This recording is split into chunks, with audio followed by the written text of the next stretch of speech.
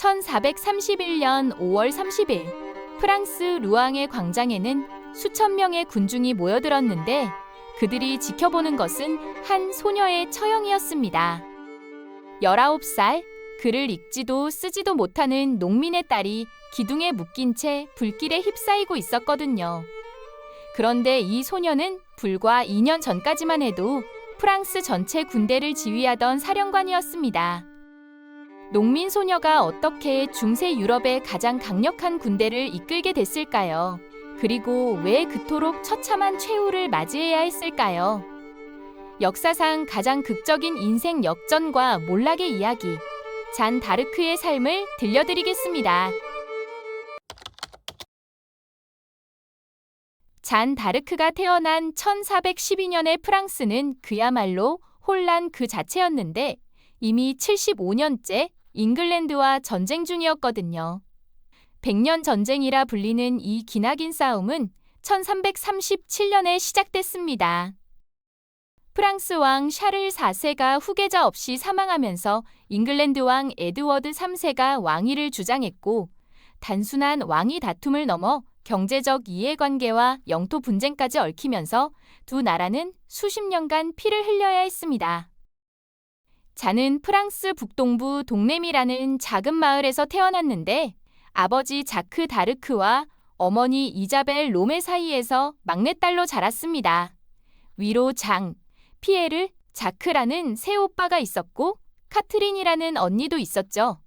집안 형편이 넉넉하지 않았기 때문에 잠은 어린 시절부터 일을 해야 했는데 주로 양떼를 돌보거나 어머니에게 바느질을 배워 집안일을 도왔습니다. 가난한 농가의 딸이었던 잔은 학교에 다닐 여유가 전혀 없었고 그래서 평생 글을 읽거나 쓰는 법을 배우지 못했습니다. 하지만 가족들은 모두 독실한 가톨릭 신자였고 아무리 농사일이 바빠도 교회에는 꼭 참석했거든요. 이런 환경에서 자란 잔에게 종교는 삶 그 자체였습니다. 그런데 13살이 되던 해 잔의 인생을 완전히 뒤바꾸는 사건이 일어납니다. 아버지의 정원에서 일하던 중 교회 쪽에서 이상한 목소리가 들려온 거예요. 처음에는 자신의 귀를 의심했지만 그 목소리는 계속 잔을 찾아왔고 잔은 나중에 그 첫 번째 목소리가 대천사 미카엘의 것이었다고 증언했습니다. 천사들에게 둘러싸인 성인의 모습을 직접 봤다고 했죠. 미카엘뿐만 아니라 안티오키아의 성 마르가리타와 알렉산드리아의 성 카타리나의 목소리도 들렸다고 잔은 말했습니다. 이 목소리들은 아름답고 온화했으며 잔에게 중대한 사명을 전했죠. 프랑스를 위해 싸워라, 잉글랜드 군대를 몰아내라는 것이었습니다. 잔은 이 목소리가 하느님에게서 온다고 굳게 믿었고 한 번은 이렇게 선언하기도 했습니다. 저는 이 목소리가 하느님에게서 온다고 믿으며 제가 기독교 신앙을 믿는 것만큼이나 확실하게 믿습니다. 목소리들은 계속해서 잔에게 사명을 상기시켰는데 핵심은 왕이 계승자를 만나 자신의 이야기를 전하라는 것이었습니다. 당시 프랑스의 왕위 계승자 샤를은 아직 대관식을 치르지 못한 상태였고 잉글랜드와 동맹을 맺은 부르고뉴파 때문에 제대로 된 통치권도 행사하지 못하고 있었거든요. 16살이 된 잔은 마침내 행동에 나섭니다. 사촌의 남편 디랑 나사르가 잔을 보클레르라는 도시로 데려가 로베르드 보드리쿠르 대위를 만나게 해줬거든요. 하지만 첫 만남은 완전히 실패였습니다. 노련한 군인이었던 보드리쿠르는 시골 소녀의 황당한 이야기를 전혀 믿지 않았고 그녀를 무시해버렸죠. 그러나 잔은 포기하지 않았습니다. 거의 1년 동안 끈질기게 요청한 끝에 보드리쿠르는 마침내 잔을 호위대와 함께 신홍으로 보내기로 결정합니다. 바로 왕위 계승자 샤를이 머물고 있는 곳이었죠. 이때부터 잔은 머리카락을 짧게 자르고 남성복을 입기 시작했는데 이 선택이 나중에 그녀의 운명을 결정짓는 요소가 될 줄은 아무도 몰랐습니다. 신홍성에 도착한 잔을 기다리고 있던 것은 일종의 시험이었습니다. 샤를은 자네 이야기에 흥미를 느끼면서도 의심을 거두지 않았고, 그래서 자신을 평범한 귀족들 사이에 숨겨놓고 잔이 자신을 찾아낼 수 있는지 보기로 했습니다. 잔은 샤를의 얼굴을 한 번도 본 적이 없었으니 만약 정말로 하늘의 인도를 받는다면 그를 알아볼 수 있을 것이라는 논리였죠. 그런데 놀랍게도 잔은 방에 들어서자마자 군중 속에 숨어있던 샤르를 단번에 찾아냈습니다. 이 장면을 목격한 사람들은 큰 충격을 받았고 잔의 이야기에 무게가 실리기 시작했습니다. 이때부터 잔은 스스로를 처녀라는 뜻의 라피셀이라고 부르기 시작했는데 이 호칭은 그녀의 순결함과 신성한 사명을 동시에 나타내는 것이었습니다. 하지만 한 번의 놀라운 일로 모든 것이 해결되지는 않았습니다. 잔의 주장이 진짜인지 확인하기 위해 여러 단계의 검증이 진행됐거든요. 먼저 궁정 여인들과 시칠리아의 왕비 욜랑드 다라공이 잔의 순결을 확인하는 신체 검사를 실시했습니다. 중세시대의 순결은 신성함의 증거로 여겨졌기 때문에 이 검사는 필수적이었죠. 그 다음에는 영적인 시험이 진행됐는데 잔에게 개인적인 삶과 신앙에 대해 다양한 질문을 던지는 방식이었습니다. 잔은 모든 질문에 명료하고 일관되게 대답했으며 흔들림 없는 확신을 보여줬습니다. 마지막으로 잔은 푸아티에로 보내져서 경험 많은 신학자들의 신문을 받았는데 오랜 대화 끝에 신학자들은 이런 결론을 내렸습니다. 그녀에게서는 악이 아닌 선만 발견됐으며 겸손함과 순결함, 경건함과 진실함, 그리고 소박함만 있었다고요. 모든 검증을 통과한 잔은 이제 실제로 군대를 이끌 준비를 하게 됩니다. 그런데 그 전에 잔은 잉글랜드 왕에게 편지를 보내라고 요청했는데 그 내용이 정말 대담했습니다. 자신이 하느님의 명령을 받은 새로운 군사 지도자이며 잉글랜드인들이 평화롭게 물러나지 않으면 강제로 몰아낼 것이라고 선언했죠. 그녀의 함성이 1000년 동안 프랑스에서 가장 큰 것이 될 거라는 경고까지 덧붙였습니다. 잔을 위한 준비가 본격적으로 시작됐고 특별히 제작된 갑옷이 지급됐으며 투르에 사는 화가가 그녀를 위한 군기를 만들었는데 프랑스의 상징인 황금빛 백합과 예수 및 마리아라는 글자가 새겨져 있었습니다. 드디어 짧은 머리에 갑옷을 갖춰 입고 백마에 올라탄 잔이 군기를 들고 병사들 앞에 섰을 때 그녀의 목표는 명확했습니다. 수개월째 잉글랜드에 포위당해 있던 오를레앙을 해방시키는 것이었죠. 잔이 처음 전장에 나타났을 때 잉글랜드 군인들의 반응은 조롱이었습니다. 여자가 군대를 지휘한다는 것도 우스웠고 하늘의 명령을 받았다는 주장은 더욱 황당하게 들렸으니까요.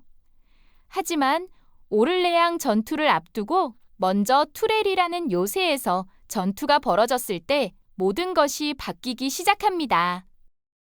전투 도중 잔은 어깨와 목 사이에 화살을 맞았는데 프랑스 군인들은 지도자가 쓰러지자 동요하기 시작했습니다. 그런데 잔은 피를 흘리면서도 다시 일어나 병사들을 독려했고 이 모습에 감화된 군인들은 새로운 힘을 얻어 적에게 돌진했습니다. 잉글랜드 병사들은 공포에 질렸고 잔을 모욕했던 한 대위는 겁에 질려 물에 빠져 사라졌다고 합니다. 잔의 리더십은 여기서 확실하게 증명됐습니다. 부상을 입고도 굴하지 않는 그녀의 모습은 병사들에게 엄청난 영감을 줬고 결국 단 나흘 만에 오를레앙 포위가 풀렸습니다. 이 승리는 프랑스 전체에 희망의 불씨를 지폈고 그동안 조롱의 대상이었던 잔의 이름은 이제 두려움과 존경의 대상이 됐습니다.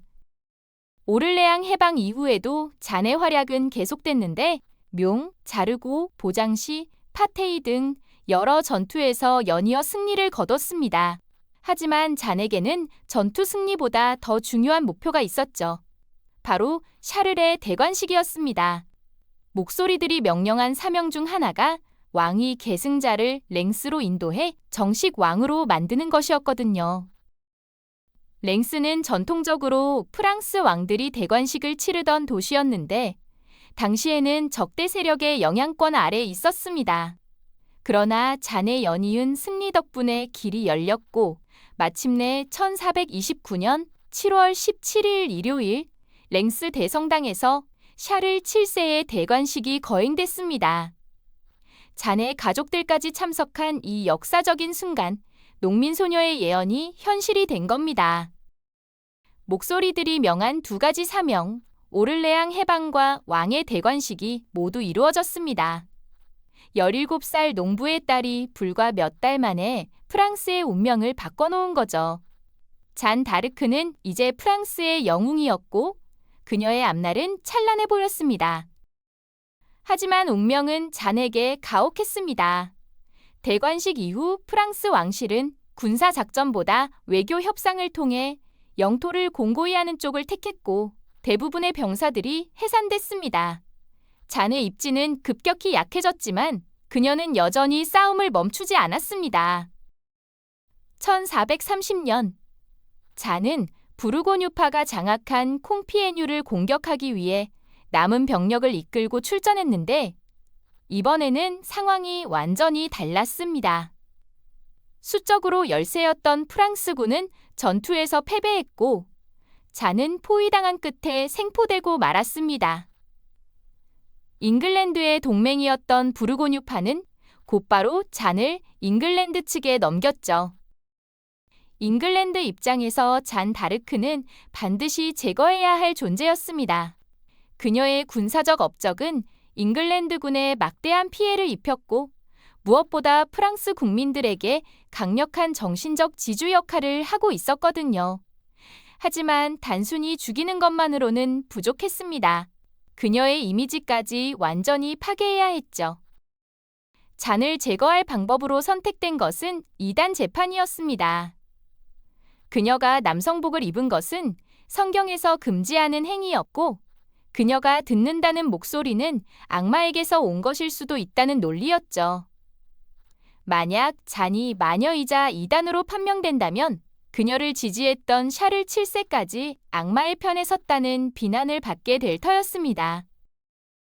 잔은 처음에 볼류르 퐁텐성에 감금됐다가 볼리웨 성으로 옮겨졌고 최종적으로 루앙으로 이송됐습니다. 루앙에서 그녀를 재판할 사람은 피에르 코슈 주교였는데 이 남자는 잉글랜드 왕에게 충성하는 인물이었습니다. 잔은 루앙성의 어둡고 비좁은 감방에 갇혔는데 그곳에서 그녀는 2번이나 탈출을 시도했지만 모두 실패했습니다. 1431년 2월 9일 잔의 재판이 시작됐습니다. 재판 전날 잔은 미사에 참석하고 싶다고 요청했지만 코슝 주교는 거부했고 재판 과정에서 교황에게 자신의 사건을 알려달라는 요청도 묵살당했습니다. 재판은 법정과 감방 양쪽에서 진행됐는데 잔은 이 모든 과정에서 놀라운 용기와 침착함을 보여줬습니다. 첫 신문에서 재판관들은 잔에게 진실만을 말하겠다는 신성한 맹세를 요구했는데 잔은 처음에 이를 거부했습니다. 자신의 농민 시절 삶이나 가족에 대해서는 기꺼이 말하겠지만 신성한 계시에 대해서는 함부로 말할 수 없다고 했거든요. 결국 맹세를 하긴 했지만 자신의 입장을 분명히 밝혔습니다. 신문 과정에서 잔은 자신의 이름, 추정 나이인 19살, 출생지, 어머니에게 배운 기도문 등을 이야기했고 13살 때 교회 방향에서 처음 들려온 목소리에 대해서도 증언했습니다. 그녀는 목소리들이 용감하고 굳건하게 행동하면 하느님이 보호해 주실 것이라고 말했다고 전했죠. 재판 중에 잔은 코슝 주교를 똑바로 바라보며 이렇게 말했습니다. 당신이 저의 재판관이라고 하지만 당신이 하는 일을 조심하십시오. 저는 하느님이 보내신 사람이고 당신은 스스로를 큰 위험에 빠뜨리고 있습니다. 재판 전체를 통틀어 잔은 항상 용감하고 확신에 찬 모습이었으며 질문에 질문으로 응수하거나 특정 주제에 대해서는 답변을 거부하기도 했습니다. 재판관들은 소녀의 모순점이나 허점을 찾기 위해 끊임없이 질문을 퍼부었고 그녀의 환시와 목소리가 악마적인 것이거나 단순한 거짓말이라고 주장했습니다. 어느 쪽이든 잔에게는 유죄 판결을 의미했지만 그녀는 흔들리지 않았습니다. 선한 영이든 악한 영이든 그들이 제 앞에 나타났습니다. 라고 잔은 담담하게 말했죠. 그러나 한 가지 아이러니가 있었습니다. 목소리들은 잔에게 자유를 약속했지만 결국 그 약속은 지켜지지 않았거든요. 그녀의 용기와 확신이 아무리 대단해도 사형 선고와 끔찍한 처형을 피할 수는 없었습니다. 마침내 잔은 우상숭배, 마법, 신성모독 등 여러 죄목으로 유죄 판결을 받았고 루앙의 옛 시장 광장에서 화형에 처해지게 됐습니다. 처형일 아침 8시 잔은 투닉 한 벌만 걸친 채 광장으로 끌려 나왔고 피에르 코슈 주교가 그녀의 죄목과 판결 이유를 낭독하는 동안 화형대 앞에 서 있어야 했습니다. 최종 선고가 내려지고 잔은 기둥에 묶였습니다. 불이 붙여지자 화염이 그녀의 다리에서 시작해 온몸으로 번져갔습니다. 목격자들의 증언에 따르면 잔은 불길에 휩싸이면서도 예수님이라는 이름을 반복해서 외쳤고 마지막 숨을 거두는 순간까지 그 이름을 부르며 기도했다고 합니다. 많은 사람들이 이 젊은 여인의 죽음에 깊은 충격을 받았습니다. 화염이 꺼진 후 잔의 시신은 대중에게 공개됐고 그 후 다시 불태워져 재만 남게 됐습니다. 그녀의 재는 센강에 뿌려졌는데 이는 그녀의 무덤이 순례지가 되는 것을 막기 위한 조치였죠. 이렇게 프랑스의 젊은 영웅은 세상을 떠났습니다. 하지만 잔 다르크의 이야기는 여기서 끝나지 않았습니다. 그녀가 죽은 지 얼마 지나지 않아 여론이 바뀌기 시작했거든요. 1450년 샤를 7세는 잔의 재판에 여러 문제가 있었다고 공식적으로 언급했고 1455년에는 파리 노트르담 성당에서 잔의 어머니와 오빠 피에르가 참석한 가운데 재판의 부당함을 인정하는 의식이 열렸습니다. 1456년 교황 칼릭스투스 3세의 허가 아래 가톨릭 교회는 잔의 기소와 재판, 유죄 판결을 면밀하게 재검토했습니다. 그 결과 잔은 공식적으로 무죄를 선고받았고 재심을 담당한 판사들은 원래 재판의 증거 조항들이 불공정하고 편파적이며 사기적인 방식으로 만들어졌다고 결론지었습니다. 잔이 화형당한 광장에 십자가를 세우라는 명령도 내려졌죠. 그때부터 잔 다르크는 진정한 전설이 됐습니다.